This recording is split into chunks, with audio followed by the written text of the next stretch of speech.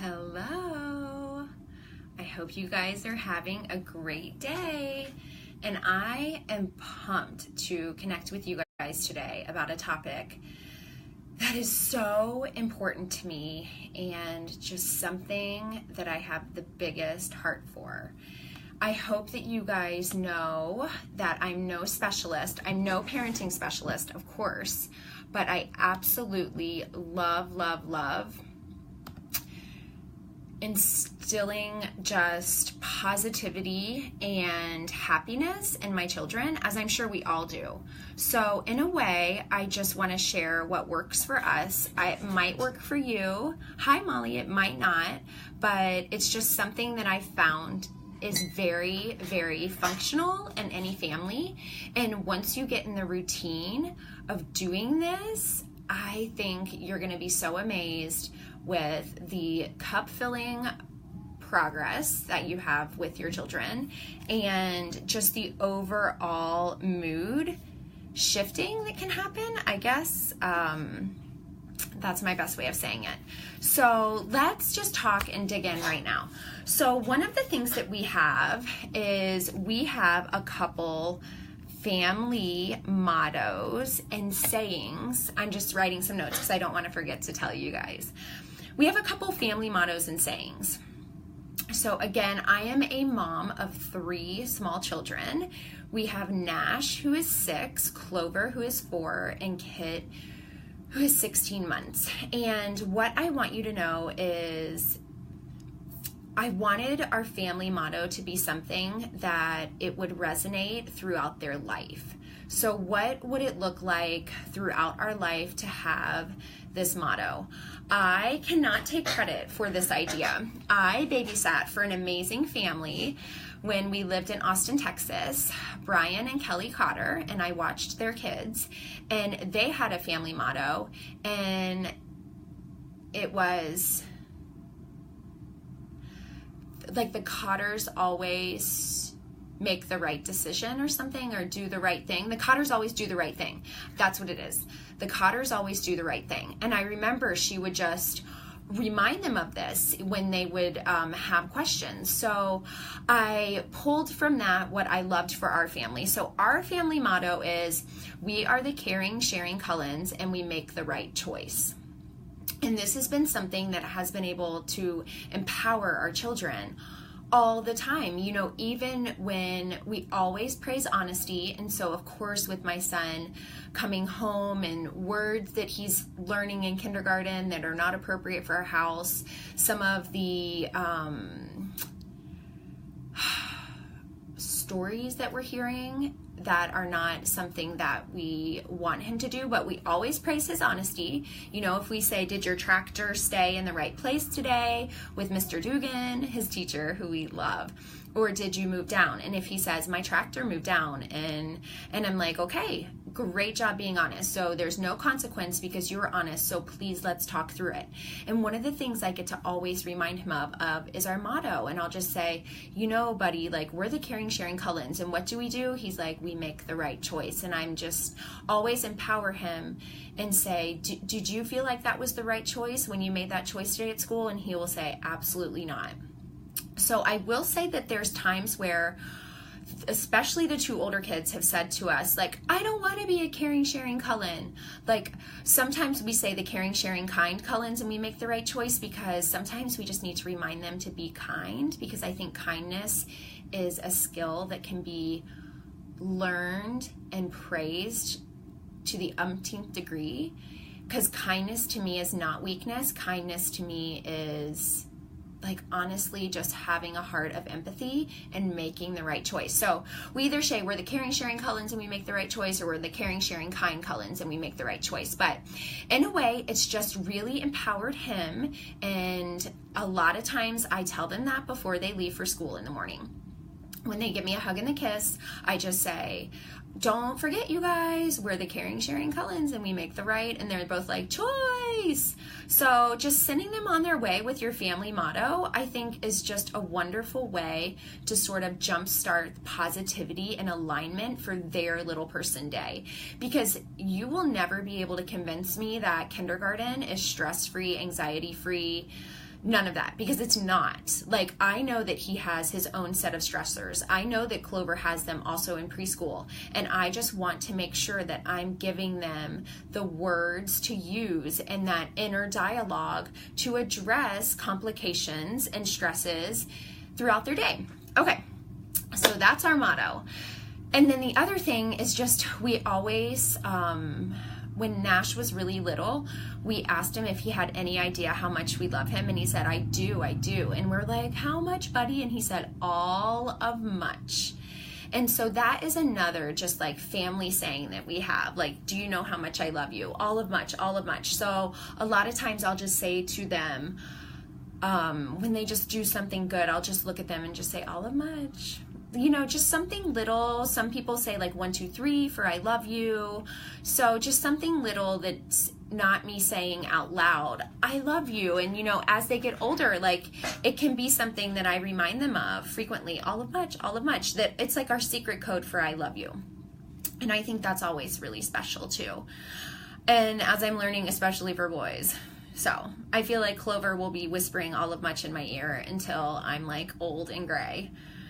So, okay, so the other thing I think is really important is just to have this vision for them for their day.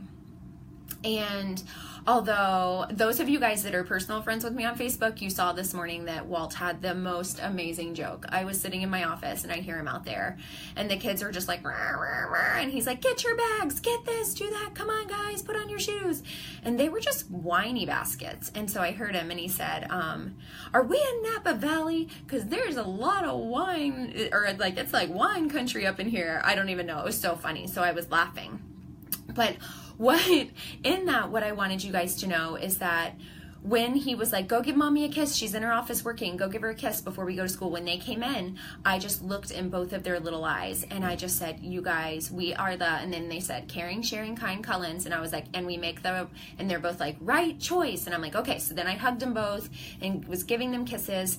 And then I pushed them back and I looked in both their little eyes again. And this is what we do. This is sort of like our daily vision. Like, this is the vision for our family. Today is a great day to have a great day. We've all heard it a million times. It's so easy, it's so pivotal, and it's just one of those like mood correctors. I don't know, even when I say it to them, I'm like, well, hell yeah, you know what, today is a great day to have a great day. So I just think there's so much power in you saying the words, because then really truly you're also telling yourself that same exact story, right? And that same exact mindset. So I just said to them, today's a great day to have a, and they're both like, great day. And I just hope that, you know what, when they got in the car and went to school, like, they whined less, they thought more, and they aligned like our family values and our positive mindset, like with whatever situation they come against today at school. Okay, so let's talk about mantras. So I'm Crazy Mantra Lady, and I will probably do a webinar on mantras, and would love for you guys to get on board with that and start practicing them more. But just my mantras for kids. So what do these look like? So every single time I put the kids down, some days I do naps, some days I do bedtime, some days Walt does both, and I read books both. So we're real fluid, right? Like, nobody really does both bedtimes, which is nap and at night. And so once a day, I usually am the one to put the kids down. And this is what I personally do. Walt doesn't do this. Like, I think that this is something that you want to do or don't want to do. I mean, he says the most wonderful things to them, and he tells them amazing, creative, imaginary stories. But this is what I have chosen to do because I think it's so important that they hear these words. And all their words are kind of different. So Nash is very intense. He's very analytical. He has a brain that's like oozing out of his ears. He is like kind of tiny Rain Man, like maybe a little bit of a photographic memory. Like, we're pretty sure he's somewhere along those lines. Anyway, so he's like our tiny Doogie Howser, but he is not very kind, or rather compassionate at times. And he can be Not like empathetic and loving. So my words for him, Clover, our middle child, is the complete 180 opposite. She is the most kind, compassionate, caring, puts others before herself person. So they're polar opposites, and that's why they're like such besties. So Clover's words, when I put her down, is I just whisper in her ears like, you are bold, you are strong, you are smart, you are funny, you are brave, you are the best girl in the world, you are capable of such greatness. You, like, those are the words that I'm giving her, right? Just like these really huge confidence builders, and reminding her of her own personal greatness, and especially being brave, strong, and bold, because that is what, in some ways, she is lacking. So in a way, I want to tell her things that I want her to work on, and I want her to have that inner dialogue of, I am brave, I am bold, I am strong, I can do anything. So Nash, on the other hand, like, pretty much says that to us 12 times a day. Like, I'm the greatest thing in the world, you guys. And we're all like, and you're really humble. But his spirit is amazing. He is just captivating. So his words, I choose words to Nash like, buddy, you are so kind. You are so compassionate. You are so caring. You are so thoughtful. You are a great big brother that considers the wishes of others. Like, those are the words that I use for him, because that's what I want more of in his life and in his space and in his personality.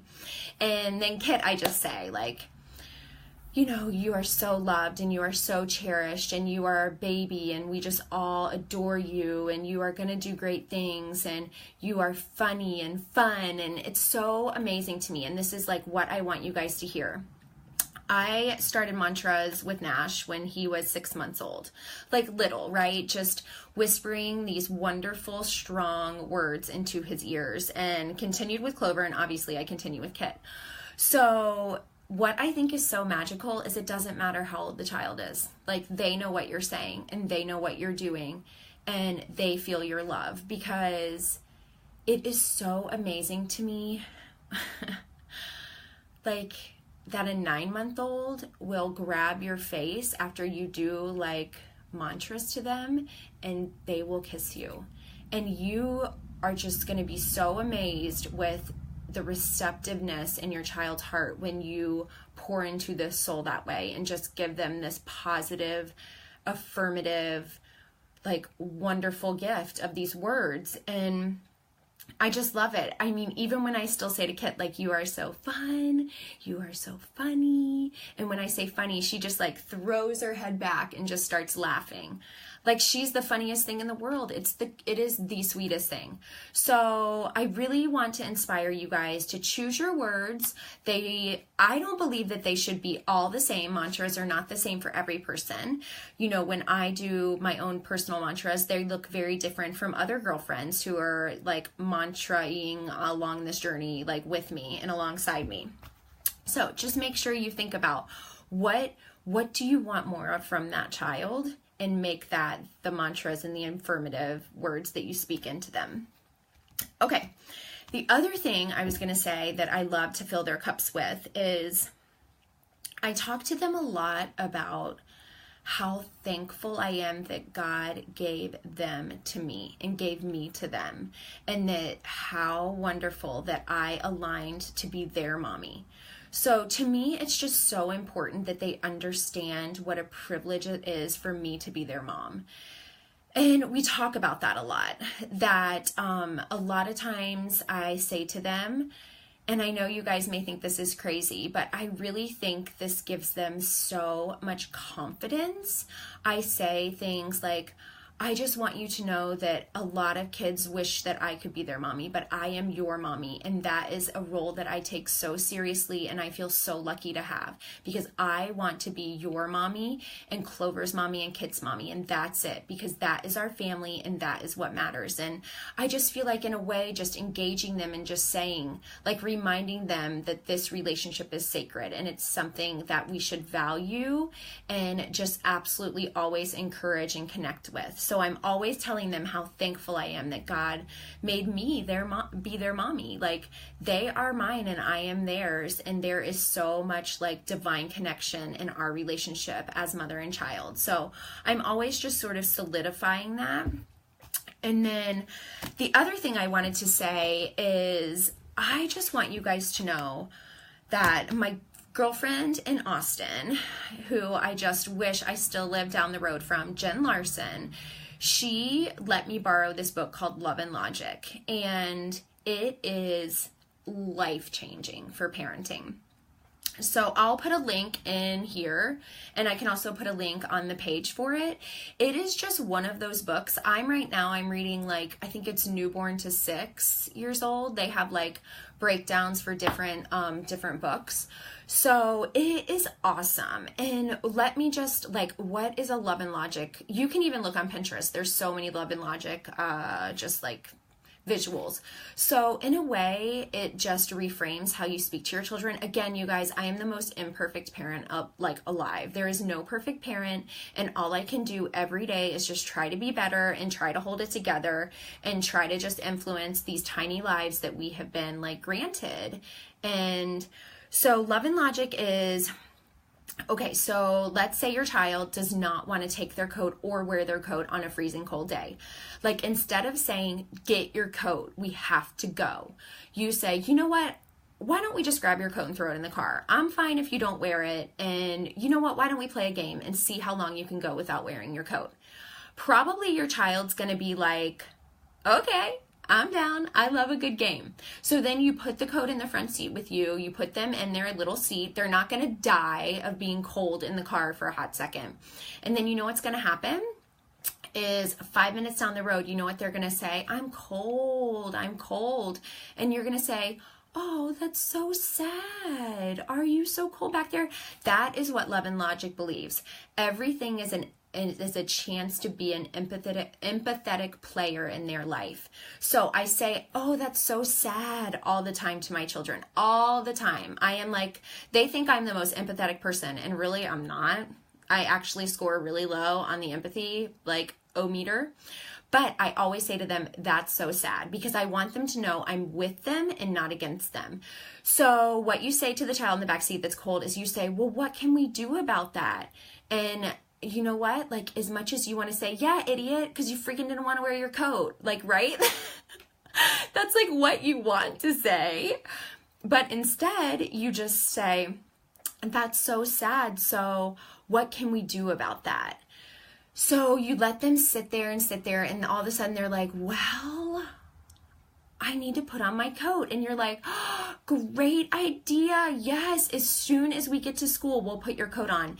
And then you have given them confidence to come up with their own conclusion, their own decision, their own frame of mind to solving the solution of being cold, right? And if they are in the seat and you do have 10 minutes of driving, you know, there's no problem in pulling off on the side of the road, praising them for coming up with the solution and being a problem solver, and just say, you know what? And next time when mommy says grab your coat, we'll just make sure that we put it on, right? So yeah, Aaron, my good friend Aaron says car seat safety coat shouldn't be wearing. Yes, sorry. Okay, in Florida, coats are nothing like coats in Boston, Aaron. So I know you know what I'm saying. A coat here is like a freaking sweater. But I agree. Like, coats in the car up there are like a snowman coat. So here it's pretty much sweater. So, okay, so I love that book. That's just like another great example of that book is, let's say you're fishing with your child and you're like hopping out on rocks to wade out a little bit farther. Maybe you're walking out on, I'm going to put the link to the book on the page, so you guys don't worry about that.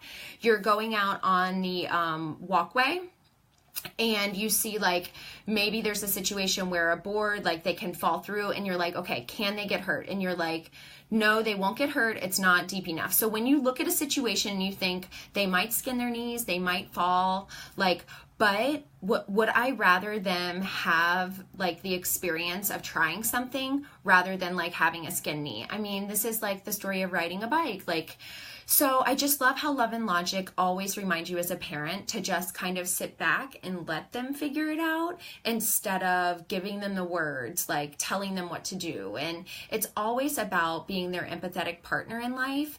And I don't know, it's just really amazing. So the other thing that I was going to suggest that we really love is Harvey Karp, who did Happiest Baby on the Block, but his Happiest Toddler on the Block book is thebomb.com.